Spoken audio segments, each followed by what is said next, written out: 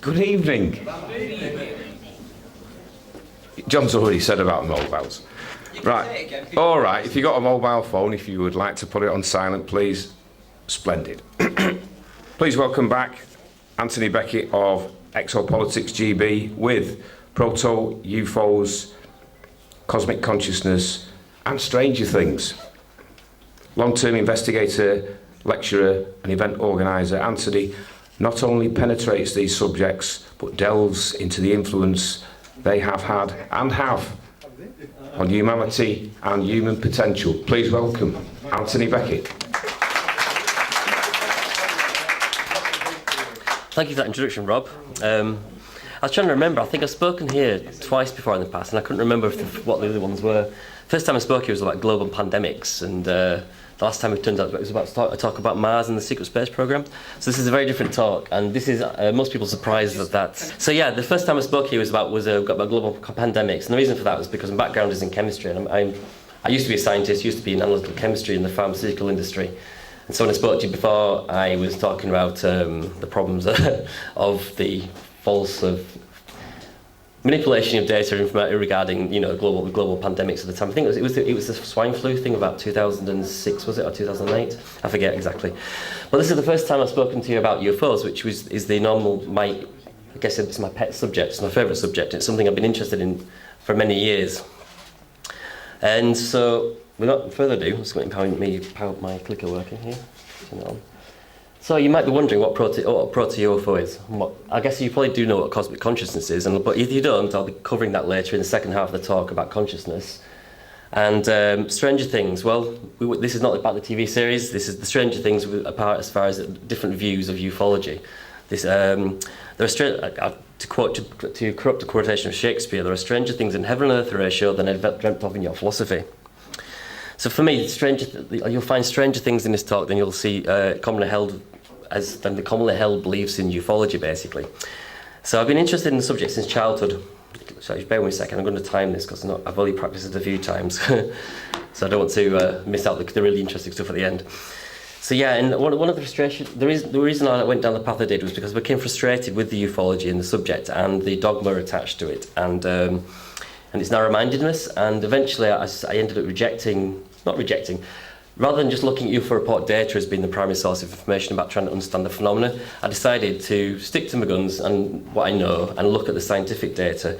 And it turns out there have been some scientific studies of UFOs, studying UFOs directly in the field rather than just studying UFO reports, which is a very different methodology. And you get a very different outcome from that kind of study. Not very different, well, you get a very different interpretation out of that study, and this is what most of this is based on. Okay. So, yeah, so we changed the scientific framework. This change was, as far as I'm concerned, ufology is a scientific discipline. It kind of depends on the people who are doing it, what skill level is. You've got scientists such as Jacques Vallée, James McDonald and Jane Hynek. And so when they were practicing ufology, that was scientific ufology. When you have someone, for example, of Nick Pope, for example, or Gary Heseltine, a police officer and a Minister of Defence desk jockey, from the case of Nick Pope, they are dealing with a very different thing to what a scientist would do. And this is explained succinctly by Jacques Vallée in his book Messages of Deception. Now, in the context of Vallée had been speaking to a US military intelligence guy who gives him the name of Major Murphy in his book Messengers of Deception. So it says, now, the UFO phenomena could be controlled by alien beings. And if it is, he added the Major, then the study of it does not belong in science, it belongs in intelligence, meaning counter-espionage. And he pointed out that was his domain. You are in the field of counter-espionage, the rules are completely different. You're a scientist, and in science there is no concept of price of information. Suppose I gave you 95% of the data concerning the phenomena. You are happy because you know 95% of the phenomena. Not so in intelligence. If I get 95% of the data, I know this is the cheap part of the information, and I still need to know the other 5%, but I will have to pay a high price to get it. You see, Hitler had 95% of the information about the landing at Normandy, but had the wrong 95%. So the expectation is that there's an intelligence behind the UFO phenomenon, be it extraterrestrial intelligence or otherwise, and This renders the interpretation of the collected data outside of the scope of science. The reason being because science does not deal with intelligence. On the other hand, the advantage of the scientific method is that it's naive and assuming, and its basic assumption is that it's dealing with natural phenomena. And this removes the notion of intelligence from explanations of. It removes what Vallée's acquaintance referred to as the price of the information. Of course, its conclusions will be rendered devoid of intelligent cause, whether the phenomena is intelligently derived or not. But at least the physical nature of the phenomena that can be investigated without the unprovable concept of intelligence getting in the way. So ufology, then, it's a controversial subject, and I'm sure you're all well aware of that. And this is fraught with controversy, and I'm sure we'll have no shortage of that tonight. So among the pros and characteristics I want to share with you tonight is regarding the physical nature of the phenomena. Just bear with me a second, I'm getting dry mouth. Excuse me. So after looking at the physical nature of the UFO phenomena, I'll then lead on to looking at consciousness and the effect, the interactions between the UFO experience and the consciousness interactions that come out of the data. So without further ado, let's begin by reminding ourselves about the phenomena and with a few examples that broaden the connections between UFOs and other unusual phenomena. It was 4:45 a.m. on the 1st of April 1966 when Charles Hood first saw the thing. Charles was described by local journalist Arthur Shuttlewood in his book The Warminster Mystery as a typical stolid Wiltshireman, and he was in the presence of three other people in Warminster Central Car Park.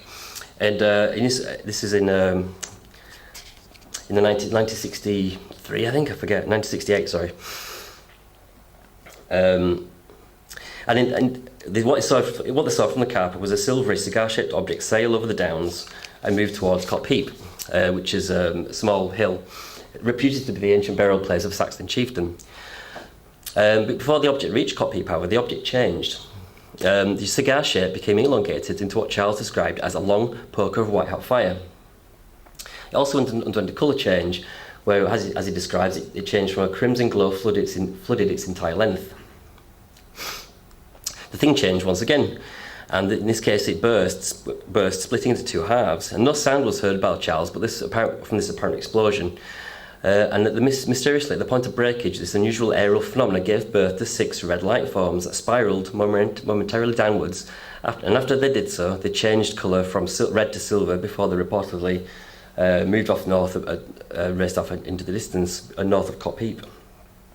So such an object experienced in a contemporary British town would obviously these days be considered as a UFO. Back in 1966, the people of Warminster had been exposed to the UFO hysteria from the American side, the other side of the Atlantic, and so the journalists and the local people really considered this a Warminster phenomena and referred to it as the Warminster thing or simply the thing. So more sightings continued, and on the 4th of April, the thing was at it again. This time it was observed by a senior official of the Bank of England who saw it while driving towards Warminster, and this time he saw what he described as a cigar-shaped object again, this time gliding over a village and leaving a trail of 6 orange balls of light that followed it. And these orange lights floated like as if autumn leaves floating at the pair, and followed the object to disappeared off into the south. And these 6 tiny orange balls of light, however, also underwent a colour change, changing from orange to silver white. And as they did so, they often sped off in different directions, with 3 of them heading towards Cradle Hill on the outskirts of the town. A further 3 days later, there was yet more witnesses to the Warminster thing. 2 lieutenants from the 1st Battalion of the Welsh Regiment, which is in Warminster, witnessed the aerial phenomenon that they described as a disc somewhat like a spinning top. And they watched it for about 10 to 15 seconds as it traversed the sky, again from east to west towards Cradle Hill. Warminster was undergoing what we call a UFO flap, a spike in reported activity in a specific geographical location in a short period of time. Now, this mysterious light phenomenon, whatever was behind it, was witnessed by several hundred people would be witnessed by several hundred people in the coming months, including the journalist Arthur Shuttlewood himself. And the exact nature of the phenomenon is uncertain, but this time, of course, speculation is bounded. And in fact, in the preceding years, a number of other unusual phenomena had been reported in the region that we would not even now classify as UFOs. On several occasions in the years prior to this, and in this flap of 66, a number of witnesses in the region were thrust into unusual, unexplained auditory experiences rather than visual ones. In one case, a woman was struck rendered frozen by an oppressive sound emanating from the sky that forced her to the ground. And another, a man heard a similar sound that he described as the Blitz. And there were numerous military personnel at Nuke Camp in Hightsbury near Warminster who heard on Christmas Day of 1964 a sound that they described as something as if a huge chimney stack in the main block had been ripped off from the rooftop and scattered in solid chunks across the compound. The troops, however, when they went outside to investigate, saw nothing unusual. So this chronological pattern of unexplained sounds preceding an apparent kinetic paranormal manifestation is also reminiscent of another unexplained phenomenon, that poltergeist activity. The area reflected in this case of the Warminster thing is much larger than the usual small, locale, perhaps a building size, focal point of the commonly associated with poltergeist activity. And while the person is often the focal point of the activity, according to the renowned researcher and author Colin Wilson, the onset of poltergeist activity is marked by the experience of scratching sounds, which are often found to precede any visual or kinetic or indeed parapsychological or psychological manifestation. And there's another commonality that can be found that hasn't escaped my attention with this. As already mentioned, the UFO activity is often associated with geographical locations. It's particularly interesting to note that both UFO and poltergeist activity have been shown to correlate with geological features such as hills as well as ley lines and known archaeological sites. Now, you may feel this is stretched too far to link UFO phenomena with paranormal activity. However, you may also remember in the movie Close Encounters, this poltergeist-like activity was depicted in the movie, where you have this child's toys moving around by themselves, and this was depicted as happening as essentially at the beginning of the onset of light phenomena, and it also preempted later alien contact, or later entity contact. So this correlation with the Warminster thing and poltergeist activity does not end there. Shuttlewood describes another case from his files of mysterious oral phenomena, where a family reported that they had an unnerving time from when slumber was broken by the rude trumpeting of a will-o'-the-wisp culprit ravaging the rooftop. And according to the husband, it made a sound as if tons of coal were being emptied from sacks and sent tumbling all over the place. Now, Shuttlewood indicates that the sounds were accompanied by light phenomena of the unidentified variety, and he added also that in the aftermath of the experience, the bedroom was left bitterly cold and as calm descended on the house. Now, this drop in temperature, as I'm sure you're all aware, is also indicative of other paranormal phenomena, including poltergeist phenomena. And the husband also elicits us with some other additional information about the physical aspect of this when he described it as when he said it all began with an electrical crackling. So we're free to assume that sightings of unusual aerial phenomena such as these are just light phenomena, as in not physical. However, you'll see shortly there's ample evidence demonstrating that these are real physical manifestations. However, human experiences with light forms are not always considered unidentified, and certain kinds are assumed to be etheric in nature, for example. In his book, Fairies at Work and Play, Geoffrey Hodgson, who was a clairvoyant, describes of his many experiences. He describes experiences with etheric fairies as fleeting light forms that he experienced in the Lake District in England, in this case in November of 1921. The first glimpse I get is that of swiftly moving forms on the surface of the mountain and in the air. Sometimes it is possible to follow a single form for long distance, and at other times the attention is attracted to a vivid flash and with a sense of movement in a definitive direction only. The etheric forms described by Hodgson in his work can be assumed to be confined to his second sight, his clairvoyance. Yet do we know that this is so? Could there be a physical aspect of these fairy tales, a residual physical signature that complements his clairvoyant experience?